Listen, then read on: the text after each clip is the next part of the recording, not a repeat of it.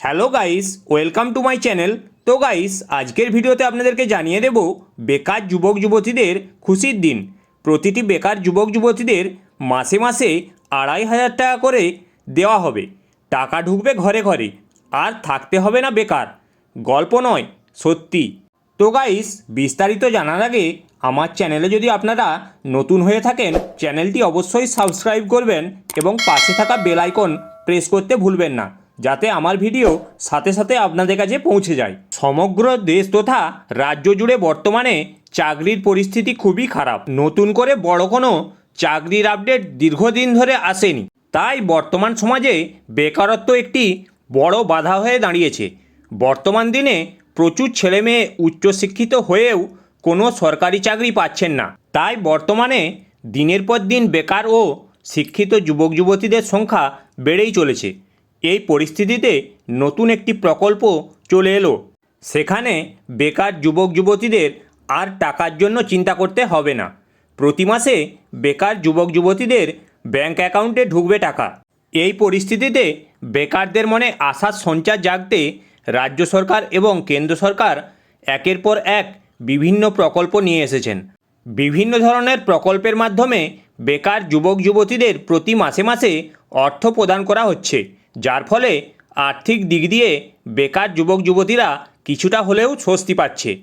এই পরিস্থিতিতে নতুন একটি আপডেট এসেছে, যেখানে বলা হয়েছে কেন্দ্র সরকার এবং রাজ্য সরকার মিলিতভাবে ও যৌথ উদ্যোগে বেকার যুবক যুবতীদের ব্যাংক অ্যাকাউন্টে প্রতি মাসে মাসে 2,500 করে টাকা দেবে।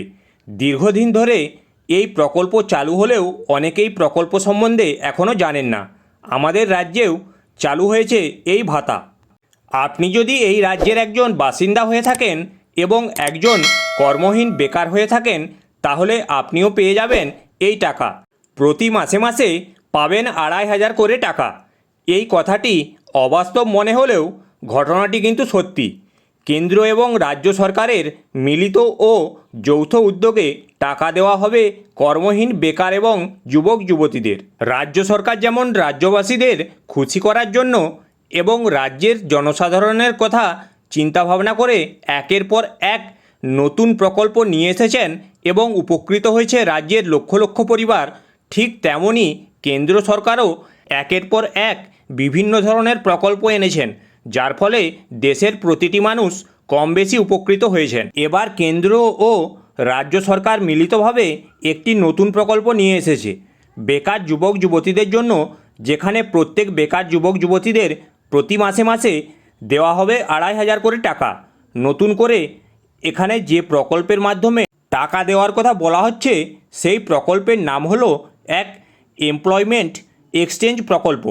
নতুন করে এখানে যে প্রকল্পের কথা বলা হয়েছে, এই প্রকল্পের 60% দেবে রাজ্য সরকার এবং বাকি 40% দেবে কেন্দ্র সরকার।